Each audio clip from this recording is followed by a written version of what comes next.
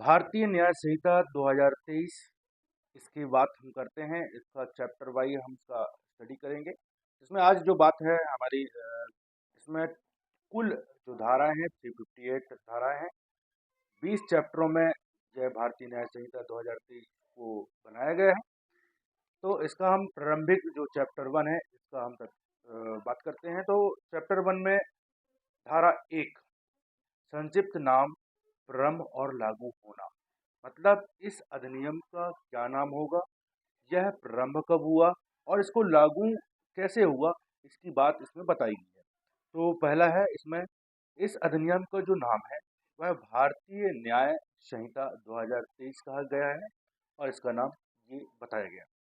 दूसरी बात दोस्तों कि यह उस तारीख से लागू होगा जो केंद्रीय सरकार राजपत्र में अधिसूचना द्वारा नियत करे और संहिता के भिन्न भिन्न उपबंधों के लिए भिन्न भिन्न तारीख नियत करे। मतलब इसमें केंद्र सरकार की बात थी कि इसे केंद्र सरकार किस तारीख से लागू करेगा, इसकी बात थी। यह बन के तैयार हुआ था दोस्तों। इसमें राष्ट्रपति जी का जो सहमति प्राप्त हुई थी वह 25 दिसंबर 2023 को प्राप्त हो गया था। और यह भारतीय न्याय संहिता बनने के बाद इसका जो लागू है ये इफेक्ट में कब आया है, 1/7/2024 को यह लागू हो गया है संपूर्ण भारत पे। अब बात आती है कि यह कहाँ लागू होगा।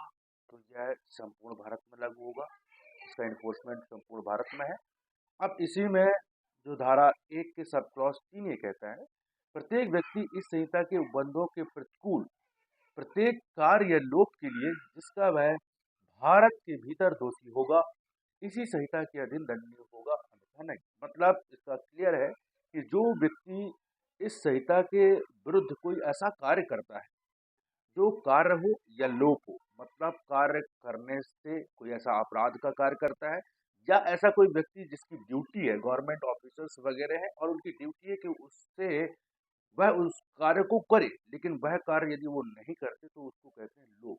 तो कार्य और लोक जो इस संहिता के अंतर्गत है, दंडनीय है, तो उसे इस संहिता में दंडित किया जाएगा। वैसे ही बात करते हैं हम नियम सेक्शन 1 के 4 भारत से परे किए गए किसी अपराध के लिए जो कोई व्यक्ति भारत में तत्समय प्रवृत्त किसी विधि के अनुसार विचारण का पात्र हो, भारत से परे किए गए किसी कार्य के लिए उसे इस संहिता के उपबंधों के अनुसार ऐसा वर्ता जाएगा मानो वह कार्य भारत के भीतर किया गया।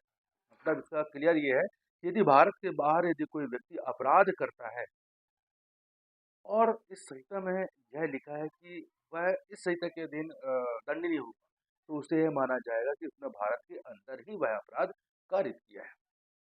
अब बात करते हैं 5 नियम सेक्शन 1 के सब क्लॉज 5 है भारत के बाहर प्रत्येक और परे किसी स्थान पर भारत के किसी नागरिक द्वारा अपराध का करना।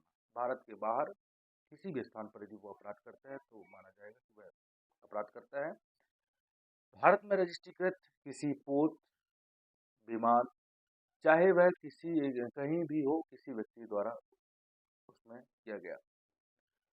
भारत में स्थित किसी कंप्यूटर संसाधन को लक्ष्य बनाकर भारत से बाहर और भारत से परे किसी स्थान पर किसी व्यक्ति द्वारा अपराध करना। मतलब भारत के कंप्यूटर को लक्ष्य बनाकर कोई बाहर से बैठकर भी कोई साइबर अटैक करता है तो इसे माना जाएगा कि वह अपराध कर रहा है।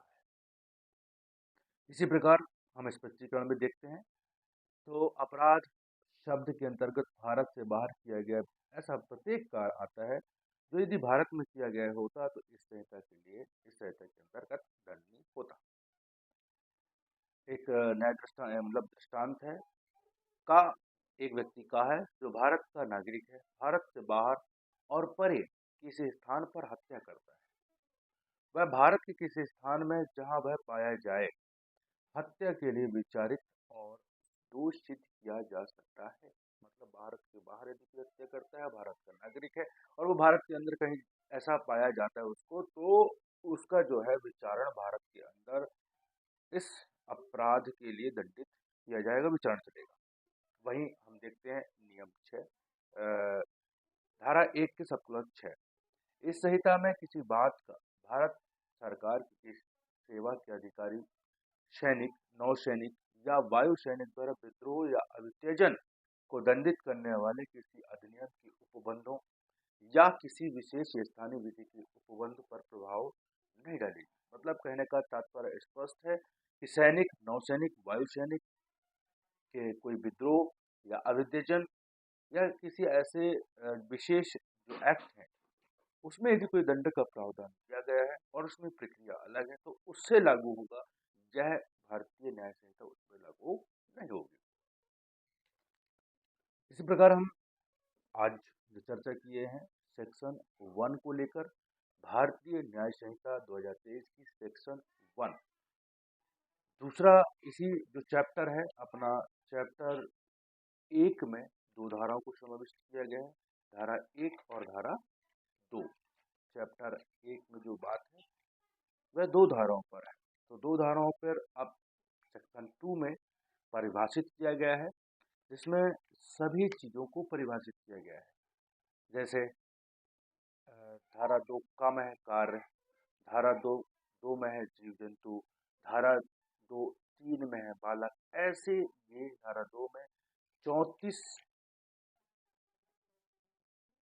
से लेके 34, 35, 36, 38, 39 चीज़ों को डिफाइन किया गया है, 39 बातों को स्पष्ट किया गया है कि इसका क्या कहलाएगा। तो हम बात करते हैं धारा 2 का।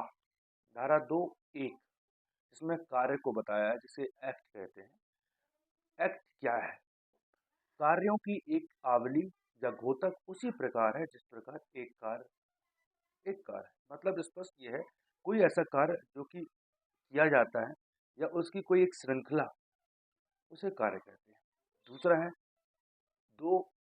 सेक्शन 2 सब क्लॉज 2, जीव जंतु या एनिमल्स उसे कहते हैं मानव से भिन्न किसी भी जीवधारी को हम एनिमल कहते हैं। मानव से अतिरिक्त कोई भी ऐसा लिविंग क्रिएचर है जिसे हम जीव जंतु कहते हैं, एनिमल कहते हैं। इसमें यह परिभाषित किया गया है। ऐसे ही अब बात करते हैं सेक्शन 2 सब क्लॉज 3 में बालक, ये चाइल्ड हम किसे कहेंगे? तो चाइल्ड 18 वर्ष से कोई भी 18 वर्ष से कम आयु का कोई भी व्यक्ति हो, चाहे महिला हो या पुरुष हो, हम उसे चाइल्ड कहेंगे। चाइल्ड परिभाषित किया गया है सेक्शन 2 सब क्लॉज 3। ऐसे ही सेक्शन 2 सब क्लॉज 4 में है कूटकरण या काउंटरफीट। कोई व्यक्ति जो एक चीज को दूसरी चीज के सदृश, उसी के समान, इस आशय से करता है कि वह उस सदृश से प्रवंचना करे या यह संभाव जानते हुए करता है कि यदि द्वारा प्रवंचना की जाएगी, वह कूटकरण करता है या कहा जाता है। मतलब कहने का तात्पर्य है, कोई व्यक्ति एक चीज को ऐसा बना के पेश करता है कि यह समझा जाए कि वह वही चीज है, ओरिजिनल है। एक चीज को दूसरी के सदृश उसको वैसे ही पेश करता है, तो हम कहेंगे यह कूटकरण करता है। स्पष्टीकरण है, कूटकरण के लिए यह आवश्यक नहीं है कि नकल ठीक वैसी ही हो। दूसरा है, जब कि कोई व्यक्ति एक चीज को दूसरी चीज के सदृश कर दे और सदृश ऐसा है कि तद द्वारा किसी व्यक्ति की प्रवंचना हो सकती है, तो जब तक वह तथ्य को साबित ना किया जाए, यह उपधारणा की जाएगी कि जो व्यक्ति एक चीज को दूसरी चीज के इस प्रकार सदृश बनाता है, उसका आशय एक सदृश द्वारा प्रवंचना करने था। वह यह संभाव जानता था कि तद द्वारा प्रवंचना की जाएगी। क्लियर है कि उसका एक प्रवंचना करने का एक आशय हो, और आशय होना जरूरी है उसका कूटकरण करने का, तब हम उसे कूटकरण कहेंगे। अब बात करते हैं दोस्तों न्यायालय। सेक्शन 2 सब क्लॉज 5 में कोर्ट की परिभाषा किया गया है। कोर्ट किसे कहते हैं? न्यायालय से न्यायाधीश अभिप्रेत, जिसे न्यायिकता कार्य करने के लिए विधि द्वारा अकेले ही सशक्त किया गया है, या उस न्यायाधीश निकाय का जिसे एक निकाय के रूप में न्यायिकता कार्य करने के लिए विधि द्वारा सशक्त किया गया हो, जबकि ऐसे न्यायाधीश या न्यायाधीश निकाय न्यायिकता कार्य कर रहा है। मतलब न्यायाधीश स्पष्ट है कि वह न्यायिकता कार्य करे, और उसके लिए जो बनाया गया सिस्टम है उसे ही हम न्यायाधीश न्यायालय कहेंगे। उसके अंतर्गत जो कार्य करते हैं, पूरा कोर्ट रूम एक न्यायालय ही कहलाता है। वहीं हम बात करते हैं सेक्शन 2(6) का। सेक्शन 2(6) है डेथ या मृत्यु।